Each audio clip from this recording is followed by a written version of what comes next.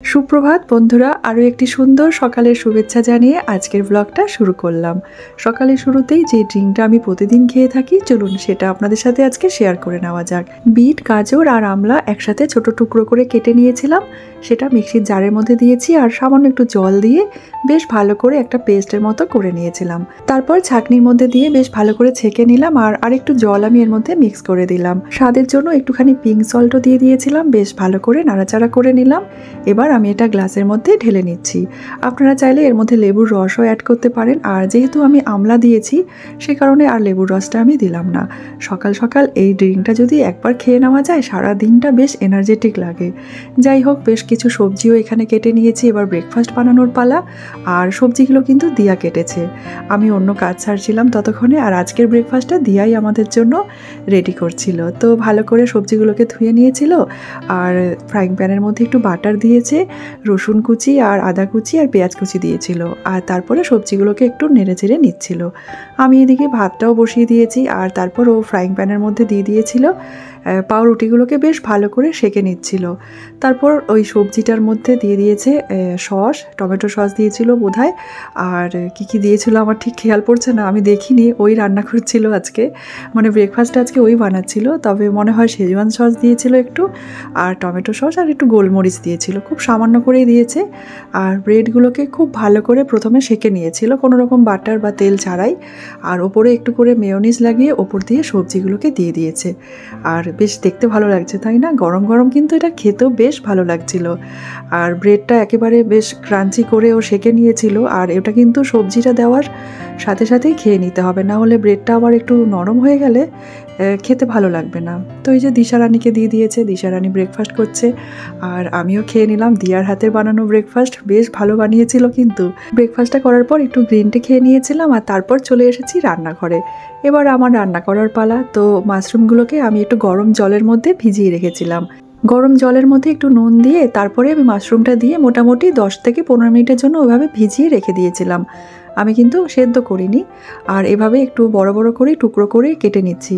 আজকে মাশরুমটা একটু অন্যরকম করে বানাবো, আর খুব ছোট ছোট করে আমি কাটছি না, একটু বড় করেই কাটলাম। আর তারপর এর মধ্যে দিয়ে দিলাম একটু নুন, হলুদ আর একটুখানি দিলাম কাশ্মীরি লঙ্কার গুঁড়ো, আর বেশ ভালো করে এটাকে মাখিয়ে নিলাম। আর ফ্রাইং প্যানে তেলটাকে আগে থেকে গরম করে নিয়েছিলাম, গরম তেলের মধ্যে দিয়ে দিলাম মাশরুমগুলোকে। তারপর বেশ ভালো করে নাড়াচাড়া করে একটু ভাজা করে নিচ্ছি। এই পর্যায়ে কিন্তু একেবারে গ্যাসের ফ্লেমটা হাইতে রাখতে হবে, না হলে কিন্তু মাশরুম থেকে জল বেরিয়ে যাবে। এবার আমি মশলাগুলোকে সব রেডি করে নিচ্ছি। তো একটা বাটিতে নিয়ে নিয়েছি 2 চামচ মতো দই, আর ওর মধ্যে গুঁড়ো মশলাগুলো সব অ্যাড করে দিলাম, একটুখানি কাসুরি মেথিও দিয়ে দিলাম, আর বেশ ভালো করে দইটাকে ফেটিয়ে রেখে দিলাম। তো মাশরুমটা বেশ ভালো করে ভাজা করে তুলে রেখেছিলাম। এবার আমি ফ্রাইং প্যানে আবার দিয়েছি সাদা তেল, গোটা জিরে, গোটা গরম মশলা, তেজপাতা আর কুচনো পেঁয়াজ দিয়ে ভালো করে নাড়াচাড়া করে নিলাম। তারপর আমি এখানে দিয়ে দিলাম আদা, রসুন, টমেটো আর কাঁচা লঙ্কার পেস্ট। মশলাটাকে মিডিয়াম আঁচে বেশ ভালো করে একটু ভাজা করে নিলাম, আর তারপরে যে দইটা আমি ফেটিয়ে রেখেছিলাম মশলা দিয়ে, সেই ফেটানো টক দইটা দিয়ে এই পর্যায়ে কিন্তু একেবারে গ্যাসের ফ্লেমটা লোতে করে দিয়েছিলাম। হাই ফ্লেমে কখনোই দইটা কষানো যায় না, দইয়ের থেকে জলও বেরিয়ে যায় আর দইটা ফেটেও যায়। একদম লো ফ্লেমে মশলাটাকে বেশ ভালো করে কষিয়ে নিয়ে আমি দিয়ে দিলাম ভেজে রাখা মাশরুমটা দেওয়ার পর আমি আরও মিনিট 5 ভালো করে নাড়াচাড়া করে রান্নাটা করে নিচ্ছি। আর এখানে আমি দিয়ে দিলাম স্বাদ মতো নুন। তারপর গ্রেভির জন্য আমি দিয়ে দিলাম খুব সামান্য পরিমাণে জল, আর গ্যাসের ফ্লেমটা একেবারে লোতে করে ঢেকে রেখে রান্নাটাকে করে নেব। আর এবার একটু পেঁয়াজকলি ভাজা করব, তো সেই কারণে পেঁয়াজকলিগুলোকে কেটে নিলাম, আর একটু আলুও দেবো। পেঁয়াজকলি আর আলু একসাথে ভাজা করলে কিন্তু বেশ ভালো লাগে খেতে, মানে আমাদের ঘরে সবাই খুব পছন্দ করে। দিয়া দিশারও বেশ ভালোই লাগছে দেখছি এখন ওদের এই ভাজাটা। তো প্রতিদিন বলছে মা একটু ভাজা করো, ভাজা দিয়ে ভাতটা খেতে ভালো লাগছে। রুটি অথবা ভাতের সাথে সব কিছুর সাথেই কিন্তু দেখবেন পেঁয়াজকলি ভাজাটা খুব ভালো লাগে। তো তারপর ফ্রাইং প্যানে তেল গরম করে আমি ভুল করে পেঁয়াজকলিটা আগেই দিয়ে দিয়েছিলাম, ফোড়নটা দিতে ভুলে গেছিলাম। তো একটু সাইড করে নিয়েছিলাম পেঁয়াজকলিগুলোকে, আর তারপর কালো জিরে আর শুকনো লঙ্কা ফোড়নটা আবার দিলাম। এই ভুলটা কিন্তু আমার প্রায় সময়ই হয়ে থাকে, এত বিরক্ত লাগে তখন। অনেক সময় রান্না করতে গিয়েও হয় জানেন তো, মানে পেঁয়াজটা ফোড়ন দিতেই ভুলে যাই। তো যাই হোক, এইরকম ভুল তো আমাদের গৃহিণীদের মানে হওয়াটা স্বাভাবিক। এত তাড়াহুড়ো করে সব কাজকর্ম আমাদের সারতে হয়, অনেকটা চাপ থাকে। যাই হোক, কথা বলতে বলতে পেঁয়াজকলি আলু ভাজাটাও করে ফেলেছিলাম, আর মাশরুমটাতে নামাবার আগে একটু ধনেপাতা কুচি দিয়ে নামিয়ে ফেলেছি।